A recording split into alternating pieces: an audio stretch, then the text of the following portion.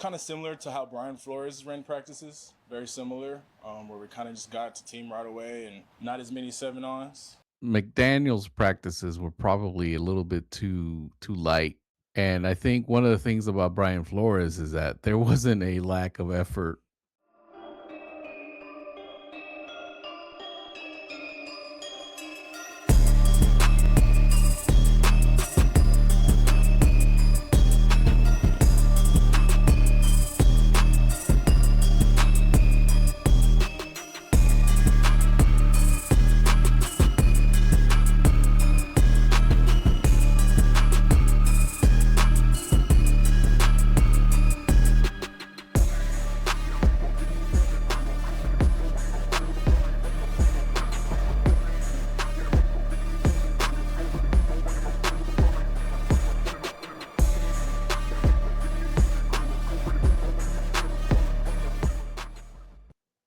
What's up, Dolphins fans? We are back after quite a hiatus. We took a break. There was not really too much going on with the Miami Dolphins, as we all know, but we've gotten to camp. We've gotten some videos. Some sample sizes are coming. We're starting to see the rookies out there. We're starting to see all the veterans out there hanging out and practicing, coaching, more interviews, all the stuff that we want to see. The excitement's coming. We got just a few weeks left before we see the first game in Las Vegas. Welcome to Outside the Pod with my bro Jules. What's up? And Danny D. But anyway, we're here to talk to Miami Dolphins. One thing that I wanted to touch upon that we talked about just now that's kind of old news for most of y'all, but we wanted to react because we haven't been here in a while. And that is the Jordan Brooks signing, right? Veteran linebacker. A lot of us thought that maybe they were going to be trading him out just because of the situation that we find ourselves in as a team. Do we need a veteran player like Jordan Brooks, which we could get, who probably has a pretty good, he received a new contract for 3 years. I think it's awesome. I think it shows you how much the current regime at the Miami Dolphins, the brand new one, Sullivan specifically, like this guy as a player and as a human being, to be able to mentor the new, specifically linebacker Jacob Rodriguez. I think it's good. I mean, somebody like Jordan Brooks teaching this guy how to play, I think is a good thing. How do you feel? Yeah, man, I agree. You bring in Haffley, who's a defensive guy. He probably absolutely adores Brooks's game, and then you're also bringing a lot of young players, someone like Jacob Rodriguez, right? And you want that veteran leadership, people who've been around, through war basically, and now you got new people coming in, and you want some mentorship. You want some people that can lead some of these young guys on the field, right? And so you can't just go all 100% rookies and young people. You got to have your veterans in there to motivate and inspire the rest of them, right? To lead them along. So It's like yeah, I love this. yeah, it's like another set of coaches, right? Where like, when you have veteran players like that, and players that you like, that you want to mold your young players to look like, and you have these guys, they're like another set of coaches. They're leading by Absolutely. example. This is where you want your guys to gravitate to. And yeah, absolutely. I think it makes a lot of sense. The first thing we're looking at, X, Miami Dolphins X is what we're gonna call it. And we got what Alan Poopbar said is an alternative universe. And we got Alan with the dreads, and Omar Kelly with just regular haircut. And I'll say this, Omar, it makes you look a lot older, bro. I think keeping the dreads is the goal for you. Having this kind of haircut kind of puts you back makes you look several decades older, brother. And Alan, it just I don't know what to say. I mean, he go ahead. Man, Poop looks like he could play, bass for Corn, tomorrow. That's it. Yeah, I forget his man. name, but yeah, he looks like the Corn. He like the Corn lead singer. Man, yeah, absolutely, man. Omar, don't do that again, man. Don't put yourself out there like that again, man. Don't do it. Well, this is actually Allen's doing. I mean, he probably got it from somebody else, right? Oh, it looks Right. like it's off of their podcast. Their what are they called? Yeah. They have a podcast where it's them two and TD and Doodly Doo Wrong. So yeah, so it's their podcast. I can't remember what it is. Shout out to their podcast. I can't remember right now specifically what they're called, but I do follow them. I do watch them. 305 Yeah, Sports, babe. so Go bro, ahead. if you ever want to know like what you look like with hair again, just you can do this AI thing again. Yeah. Yes, sir. I know. Yeah, I'm gonna try it. See what I do have. I've used wigs and stuff in Halloween, so that's kind of a thing. All right, so let's get a little bit more serious here. I know we said stop bringing up Tua, but I mean, we're gonna talk about what the people want to hear, right? And this is Miami Dolphins. I'm sorry, the Falcons camp. Tua, being Tua, is hurt again. They're saying shorter rather than long, but minor injury flared up, and so Michael it Penix begins, is right? not ready, is what I hear. I see. Oh my god, bro. This is like the nightmare, couple of seasons that we had, reimagined in an Atlanta Falcons uniform, basically. Right. Oh man, I hadn't heard about this until you showed this. So yeah, man, I feel for you, Falcons. I know exactly how you feel. So good luck to you too. Hopefully you can get back, man, and be able to continue to play quarterback, man. I really, I like you. I don't have any personal feelings about you as a person, and I hope you get better and keep playing football, man. Because the league is better with guys that are cool guys and guys like Tua, right?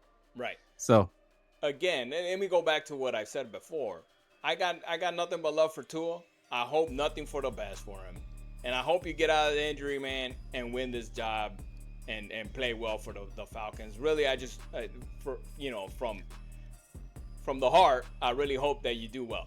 But it just sucks to see him, and I've seen Falcons fans on like TikTok and everything just not having a good time. They're losing it. Huh? They're losing it just like we used to lose it, right? When he would get hurt and stuff, and we were just like, man, I can't believe this. We need to get a new quarterback. So there it is. Next post from Fizz Extra. We're looking at Juju Brents. I just wanted to bring up Juju just because with the injury, right? Before the injury, he was playing extremely well. Yeah. And I'm just happy to see him out there in the field, looking strong, and because he could be our best cornerback. He could be cornerback one in Miami if he stays healthy and he's playing the way he played just before his injury. He was making very good plays. How do you? No, yeah, absolutely. I had not seen these either. You looking ripped, man. You looking beefy out there. Mm-hmm. No, I absolutely loved his game, man. When he was here, he was really doing well with us, doing everything, flying all over the field and covering some pretty talented wide receivers out there. I think he did an awesome job. So it's good to see, good to have him back, and man, I can't wait. I can't wait to see him out there. And we got Chris Johnson on the other side. He could be, again, another very good mentor for the young. Right now they're thinking it's gonna be a superstar in the NFL. That's Chris Johnson. So let's see what happens. Joe Robbie from the Dive Bar podcast. Shout out to them. He's the one that put the Jordan Brooks. We talked about this already. But I forgot this was going to show up on here. So 3-year, $51.3 million extension. So real quick, Again, just to make sure that we all got it from Adam Schefter again. Joe Shad, real quick on this. Let me back this up a little bit. Dolphins has the worst roster in the NFL. May win 2 to 4 games in 2026. Let's listen. You look at Malik Willis, who's now their quarterback. The way that he was winning games in Green Bay was not usually winning 41 to 37. And I mean, I can agree with. I think a lot of people put a lot of stake on the way he played in Green Bay, right? Because I'm not saying that he's not gonna come in and play good. I think he's got all the tools, but I don't want to get too ahead of myself because he was coming in and replacing Love, and obviously the defense weren't particularly ready for his style of play, so his numbers may have been inflated. Yeah, I mean, because you don't game plan for the guy, you game plan for the other guy. Right.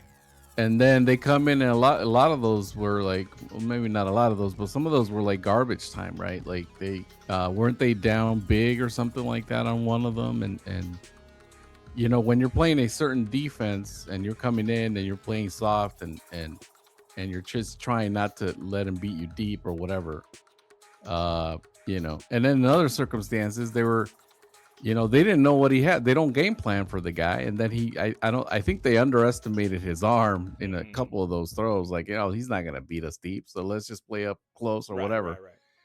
And so I don't know. It was a mix of that. I think you don't have enough tape on the guy. You don't know the guy that well, and that I mean, I've seen it a lot in the NFL where some backup comes in and does well for a game or two, and then disappears.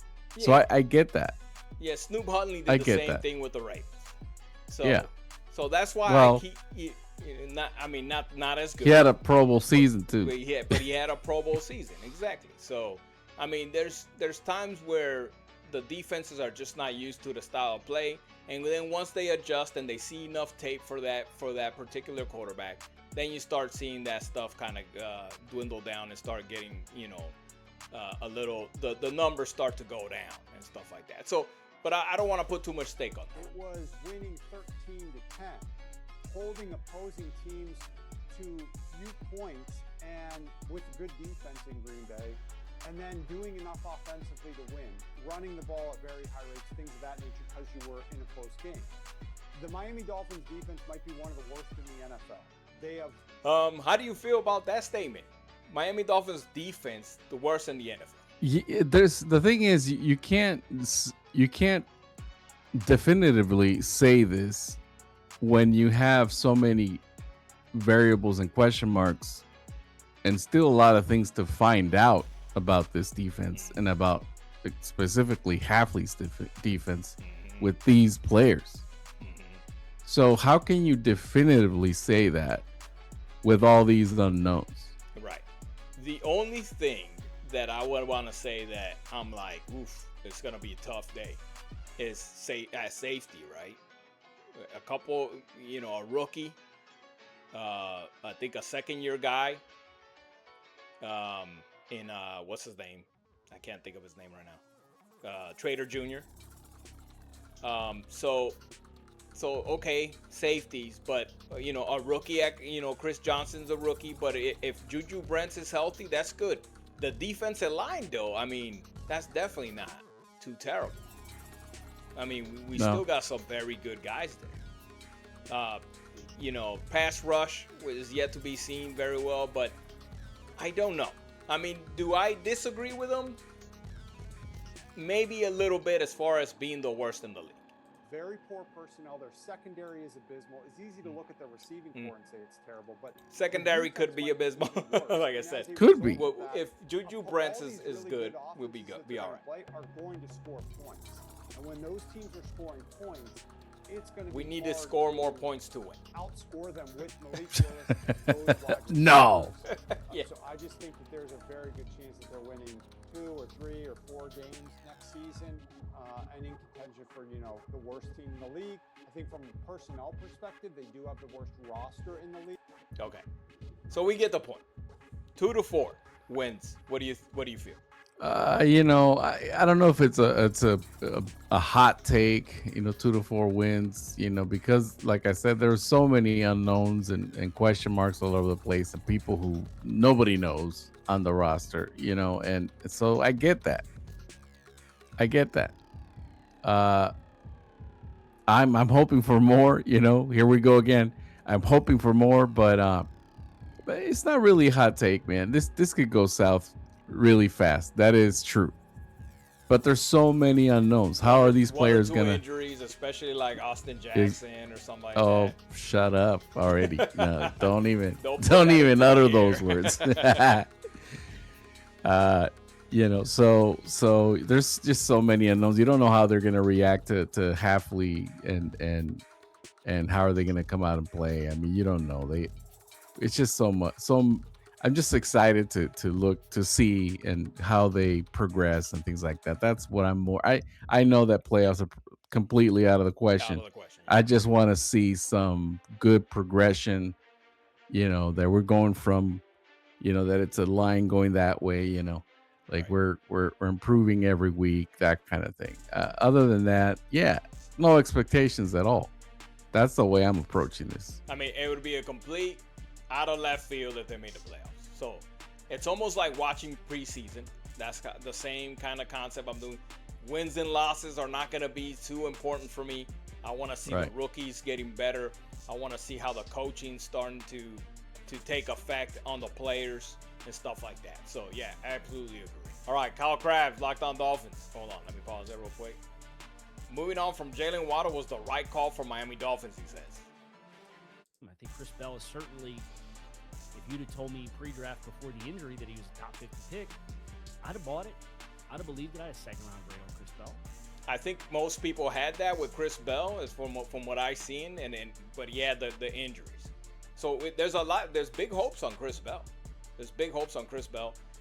A lot of people, I think Jalen Waddle's numbers, the team wasn't doing good overall, and I think because of that, Jalen Waddle was not included in a lot of the planning. I don't think he was used to his ability under Mike McDaniels. Does that make sense, or how do you? I mean, I agree to some extent with that because, you know, at a lot of his career here, he had Tyreek Hill, and then you also had Devon Achane. And you know, I know he's not a wide receiver, if so anybody is thinking that I'm an idiot. When Waller was in, it was kind of So- like his show. So when you're game planning, I think Waddle was probably number 3 as the go-to guy, Yeah. you know, for a lot of the plays, because 3 or 4, you know, depending. But so I think you're in that extent, yes. But that brings the question, right? Why? Like what's going on there? Like, is he not capable of a number 1 type of situation, Or even number you know, 2 situation, yeah. or even number 2 situation? Sure. I mean, those are the questions that are going to come out for Jalen Waddle, right? So, but Krabs here is saying the right thing to do is to move on. If you're looking at just like Jalen Waddle as a person and what he's, you know, in this offense that we have now, he probably is going to have worse numbers, right? If you look at it that way. And so maybe we're doing him a favor and moving away from that situation. I don't know. Is that the reason why we got rid of him? I mean, I felt that for his sake, that was the right call, just for the way the team is built right now and where we're at. Well, and that would kind of be the same situation with Brooks, right? But at the same time, let him go. Let him go to a competing team and see what he can do. I don't know that we're going to get all the answers in the next 7 months as far as the reality of that. But the league feedback says the stock is down on Jalen Waddle. And to get what you get, that feedback carries a lot of weight for me. Even though I personally believe, Waddle, I wouldn't dare say he's a top 15 receiver at this stage. How do you feel about that? Stock is down on Jalen Waddle, not top 15. Yeah, it is a dangerous statement because we just don't know. I don't think he's been put in a situation where he's the guy. And I know sometimes, Tyreek Hill was hurt and Jalen Waddle was gonna be the guy, but I don't know that he seem like they utilized them in that same. Well, we didn't have a great offense at all either, and so he's not getting a fair shot at it. Tua in and out, yeah. Yeah, and the line sucked. So he wasn't put in a great situation, but at the same time, do we have any evidence that he could be, except for maybe college? Do we have any evidence that he could be that number one guy? I think so. Then Krabs is right. We don't. You don't think so? You don't think so? I think From so. the NFL? As a number one, maybe. Yeah, I guess not. As a number one? No. I don't know. We'll just have to see on that one. But I still love. I'm not saying he's not. I'm not saying he's not capable. I'm just saying that I don't know that there's enough evidence that he is. And you do agree there's 15 other receivers that are better than him. Absolutely, yeah. Yeah. All right, cool. We'll move on from that. What do you think? No. I think I'm biased. You think he's top 15? I think I'm biased, bro. Because he's a Miami Dolphin. He loved it there, bro. He didn't want to leave. Unfortunately. No, yeah. And when we play the Broncos, he's gonna tear us up. I hope so. And I hope so. I hope so for him. I like the guy so much that I want he could trash us. I don't. It's fine. Just real quick, ranking these 4 in your mind for Miami Dolphins. I think we've done this before, but not specifically these 4. Give it to me. Rank them. I gotta take Tannehill number 1, man. Really? What, you take Tua first? So you're talking about with the Titans, though? Maybe you're right. I'm talking about as Dolphins. As Dolphins. Yeah. God dang it, man! You're gonna make me take Tua. Yeah. Son of a bitch. I mean, yeah, I gotta take Tua. Maybe there's some recency bias there. When I think of Tannehill, I think of the Miami Miracle right away. But I mean, that's not him. That wasn't that exactly. That wasn't him. That was right? all Kenyon Drake. Yes, Kenyon Drake. So that to me tells me that there wasn't enough there that was memorable with Tannehill. Right, is the point, right? So Tua, man, yeah, I gotta go with Tua 1, Tannehill 2. And I'll take Pennington 3, man. Yeah. Fiedler, which I think is the last guy, right? Yeah, Fiedler. He's a little blurry on my end, but yeah, no, I'll take Pennington 3. Especially he caught a touchdown pass, man. You gotta that right there beats Fiedler alone, man. Yeah. For his slow ass, by the way, and a noodle arm.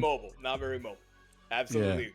Absolutely. I agree. Got not too much else to say, so we'll move on. Jordan Brooks comes in the top 150, 67th. We just signed him for 3 more. So Jordan Brooks is great, man. Like, how do you feel about? You've seen that from when he first got there. He led the season. We got our man H-N talking about it. Did you know about this? I did not know about this. Just last year, with last year's tape alone, man. He's oh man, he just has no concern for his body at all. He's flying all over the place, and he's a leader out there. He is, he had a couple of bonehead plays last year, I remember, but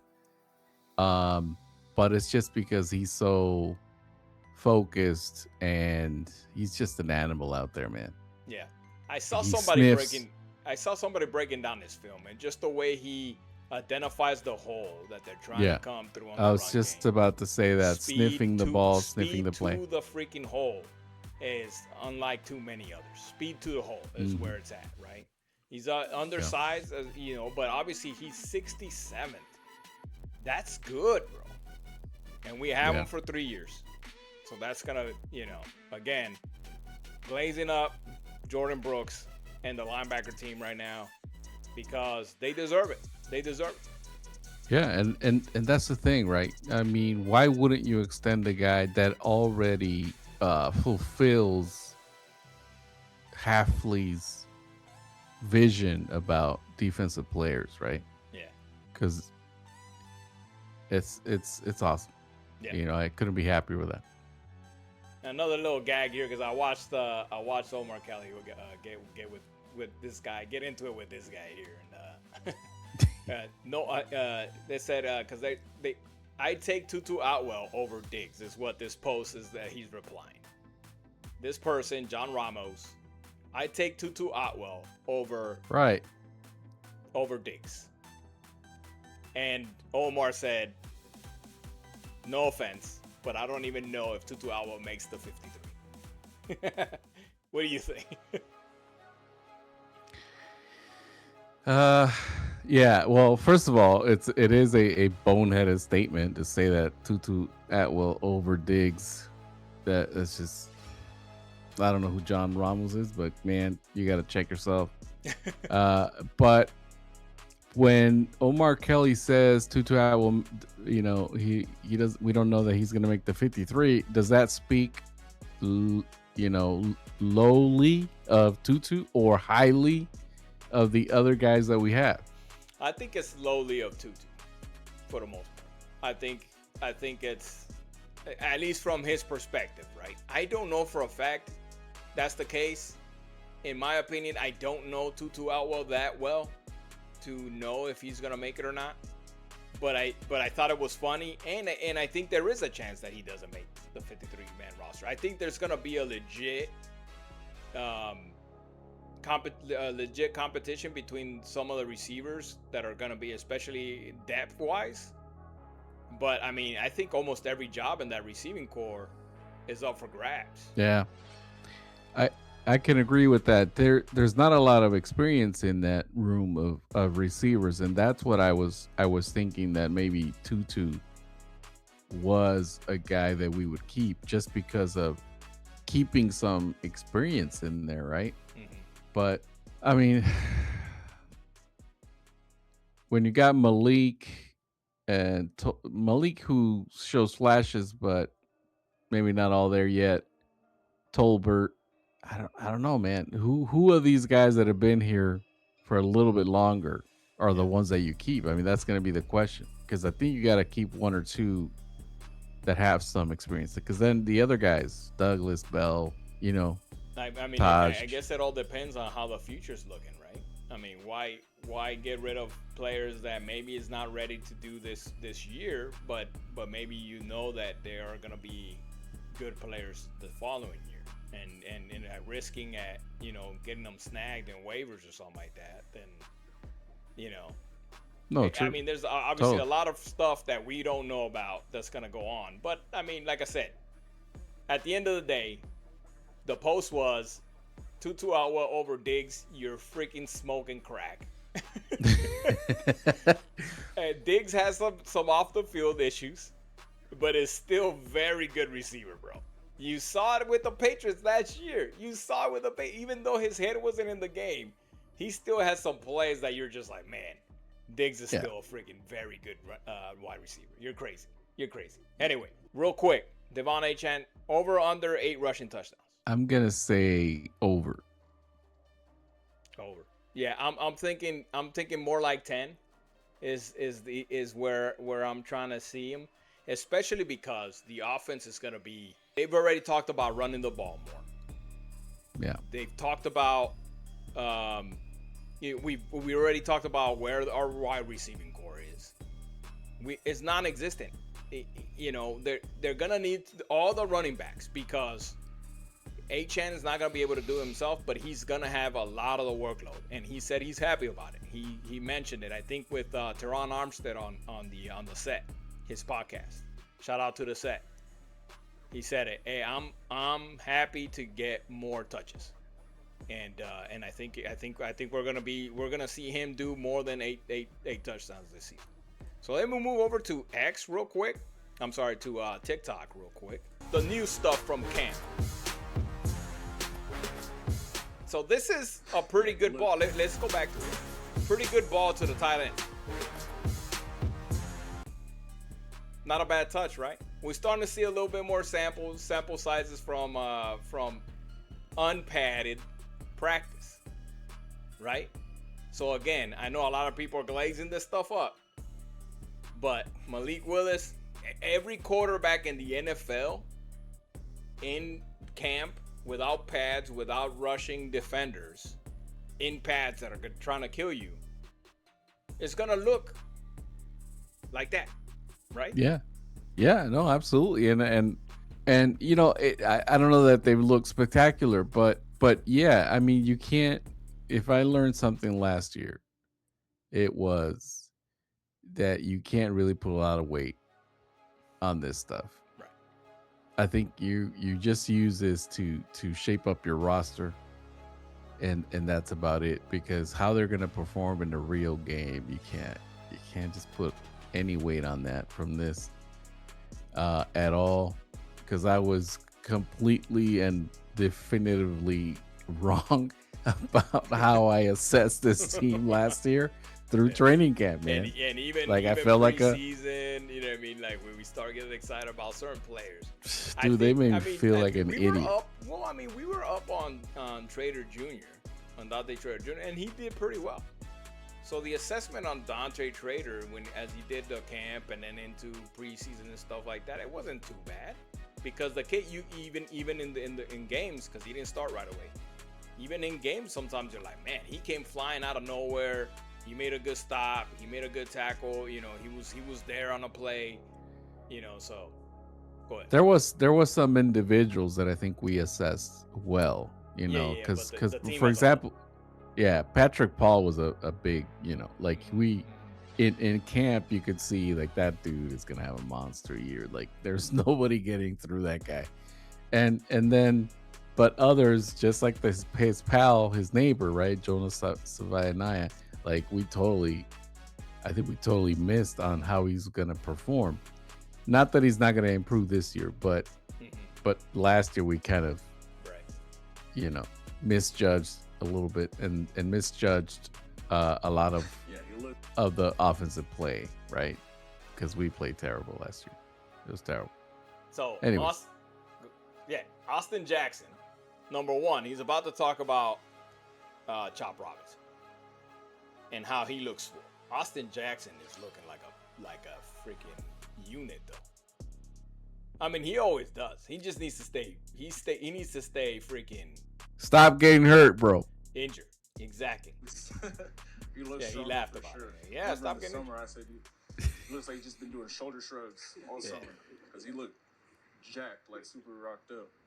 But yeah, he's definitely heavier. So Chop Robinson's been putting in some weight. I feel great. I think and you can see his thick neck and help just me set thicker. the edge. And then when I put the weight on, I was eating right. I have a chef and everything now, so I'm putting the right. You say you got a chef now. I honestly feel the best I ever felt. I mean, just me watching the tape. So his neck grew like 2 inches in diameter, bro. Yeah, it's almost wider than his face, right? Like it's like wider. Yeah. But I mean, yeah, he looks like he's got a long. Austin Jackson was saying he's faster. I don't know if that's true. As long as he could keep some of his speed, which I think he will, and is now thicker, is probably something that he saw himself through the last 2 years, saying, hey, maybe I need more strength. It doesn't seem like I'm pushing these guys off as good as I want to, right? So, yeah, I mean, Chop getting some weight on. That's not a bad thing. We'll see what happens, but we need to see Chop.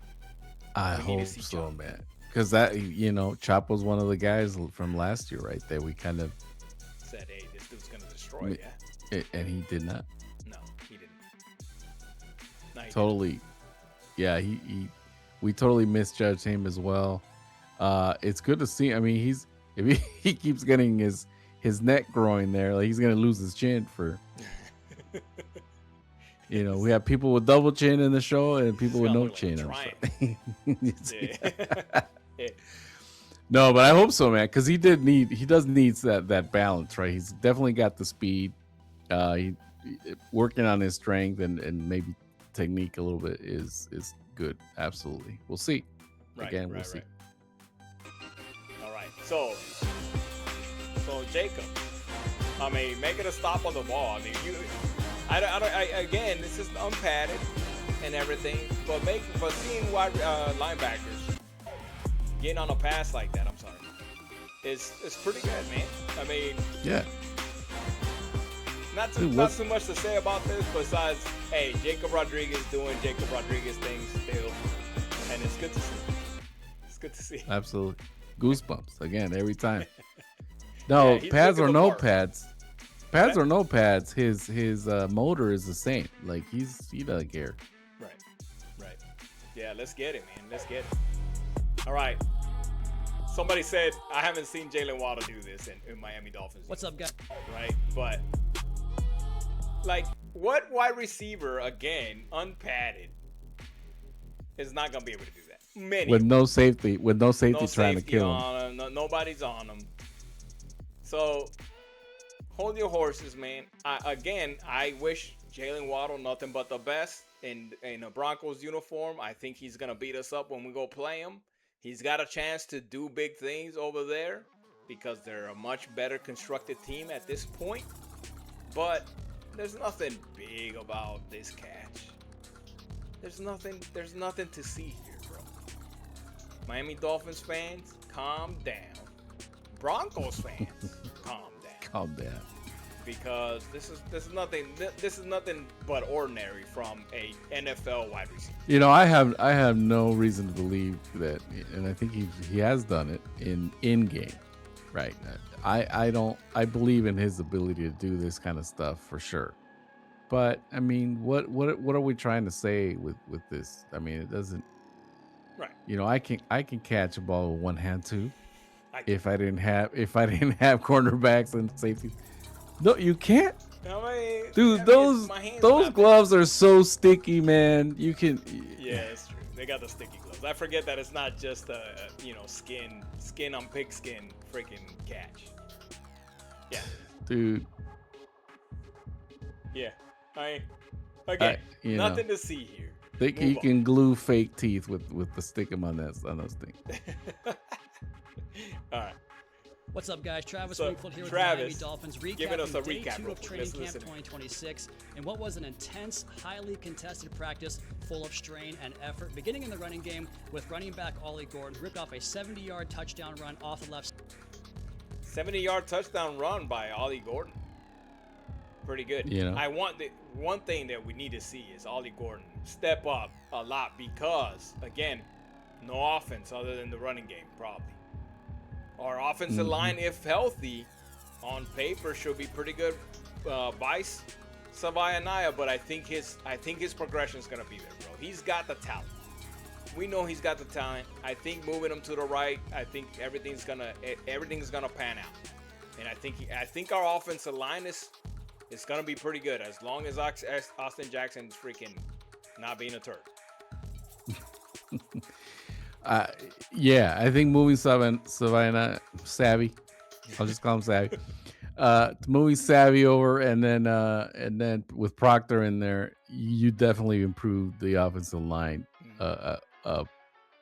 Pretty, significantly. Significantly. That's the word. Yes. Yeah. But I mean, we still had Paul and Austin Jackson if healthy, and Brew, and then Brewer is one of the best freaking centers in the league. Man, come on, bro. He did a freaking backflip the other day. Oh, anyway, let's continue. Side behind blocks from Patrick Paul and Caden Proctor. With the defense, they got their plays as well. Rookie Chris Johnson, rookie Jacob Rodriguez both had forced fumbles on peanut punches. Last thing that jumped out. Forced fumbles from our two freaking defenders that Haffley was targeting forced fumbling guys. And they're already showing it. They're already showing it. Beautiful. I love that. Love it. Quarterback Malik Willis and his immense arm talent, touch throws, drive throws, everything in the not what you were reading earlier, right? And for more of a at least from the first, from August 1st. Check out the Drive Time podcast hosted by yours truly every day that we're out on the grass. Thanks.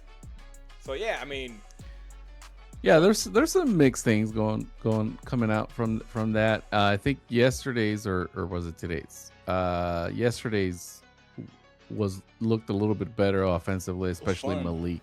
Is that what I read, right?